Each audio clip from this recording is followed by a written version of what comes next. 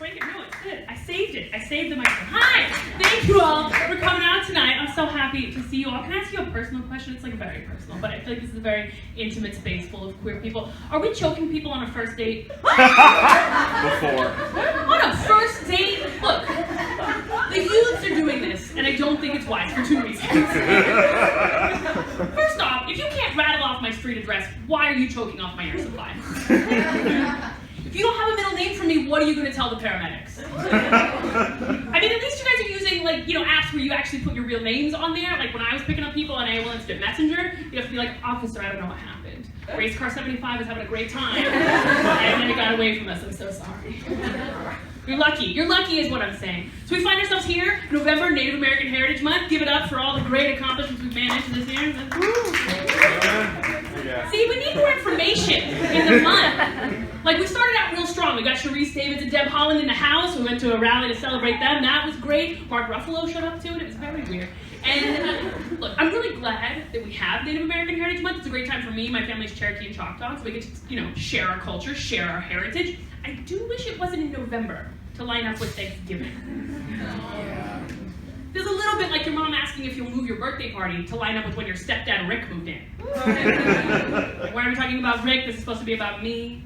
And now the Trump administration wants to make it Founding Americans Month. Like, all right. Yeah, that's a real true thing he's done for the last 2 years. Like, how tough do you have to be to mess up a Heritage Month? Messing up a Heritage Month is like running a casino into the ground. Like, who?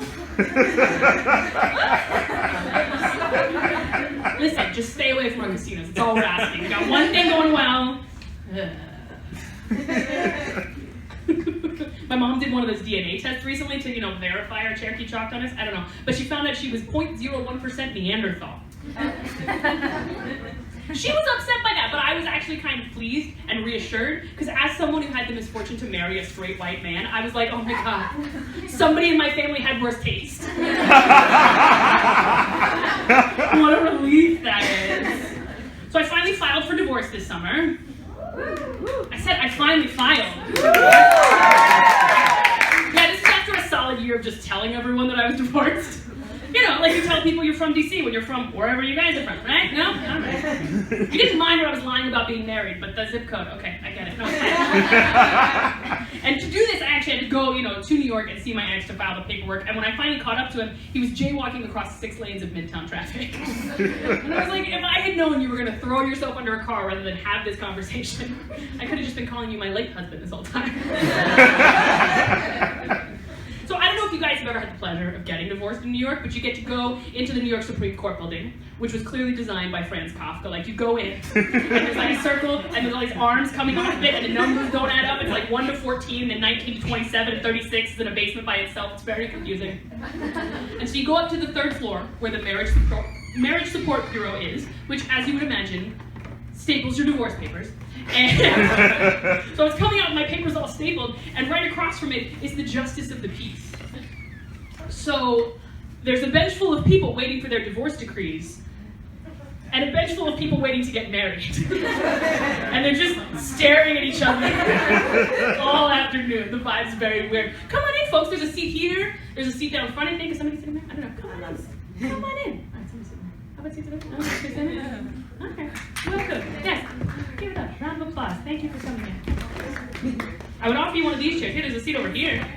Can't get more high impact than that. I don't think it's. There's one all the way over there. Just like cross all the way through. There we go. There we go. Yeah, round of applause. There we go. Collaborative problem solving. We love to see it. Thank you. Thank you all for coming. So I've been on a little bit of a gender odyssey this year, and I don't know if you guys are still getting invited to like your friends' babies' parties and stuff. Nobody should be throwing a gender reveal party except people like me. Am I right? It took me 33 years to figure it out, but I know exactly how much cake to provide for a room full of adults. Like, that alone qualifies me for the gender party planning committee, I think. But just like Homer's Odyssey, it's all taken way longer than it should. And I'm afraid that at the end, someone's going to be like, that's it. That was the whole Odyssey. You just went where you should have been this whole time. Okay. All the English majors stayed home tonight? It's Friday, I get it. Coming out to my parents has been a thing. I think I came out to them the way a lot of people in the non-binary community do. I wrote a sitcom pilot. With a character with my name came out to their parents. And then I emailed it to them. And then I left the state for 2 months. That's what we all. That's pretty standard, right? I mean, it's like taking people who know what a square is, right? You know, a square, the one with the lines and the corners on it, and being like, okay, now think of that, but three-dimensional and made up of smaller cubes, and every part of it moves. Yeah, it's a Rubik's Cube, and that's what gender is. Okay, bye! I realized that was kind of unfair, but my mom still spent about 20 minutes trying to talk me out of it. And I don't know if anybody trans has come out to you lately, but I'd love to offer some advice for what you can say next time they do. I'm going to suggest you try, "That's great." Let's all practice, shall we? I'm trans. That's great. Oh, thanks, you guys. You're all my new parents now. I will be saying I like the cranberry in the can, no stems.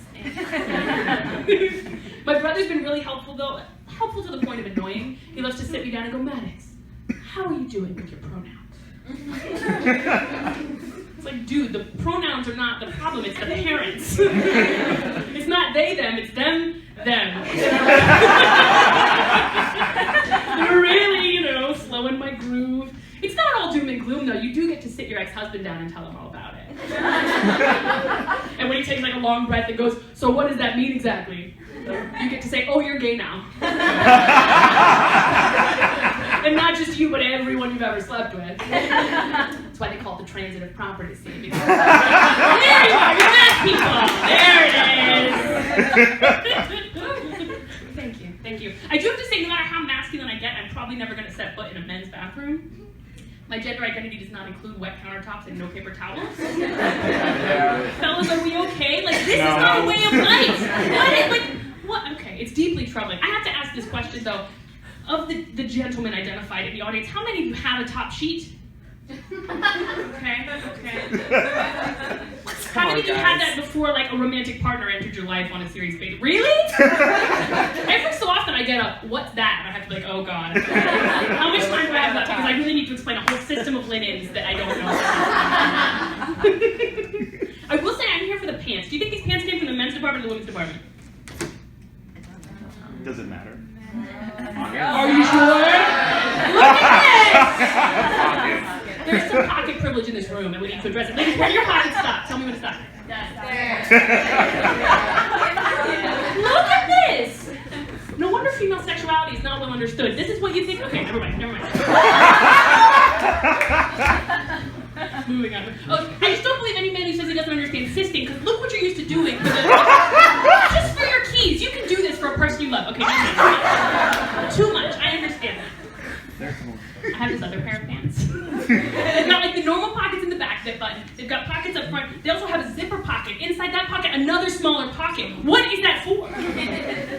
No one will tell me. I haven't tried for drugs. They can't possibly all be drugs. Like someone raised their hand in the Dockers meeting and was like, "Sir, I've got it." Inside the zipper pocket, cocaine pocket. No. Somebody last show suggested it was for OB, and I was like, what? Like there's a dude out there that is like strong enough into masculinity that they want like Dockers Ultra pants, but they'll carry an unapplicator tampon. Okay, never mind. So yeah, so that's how we're feeling, pants-wise, life-wise. This show's gonna be amazing. It is so cool and so special to be in queer spaces, especially in DC comedy. I was on a show recently that was like not as great. A comic got up after me and started telling all these transphobic jokes. Yeah, it was lazy, it was boring, it was rude. Also, his big punchline was that Caitlyn Jenner used to have a different name. That was the whole joke. Like, okay, if you wanted to destroy Snoop Dogg, you wouldn't be like, "Calvin!" Right? That's not enough. What makes Caitlyn Jenner funny is not that she's a trans woman, it's that she's a trans Republican. What the fuck is a trans Republican? It sounds like a whites-only railroad. How'd you get from Salt Lake to Westport this year? Oh, we took the trans Republican.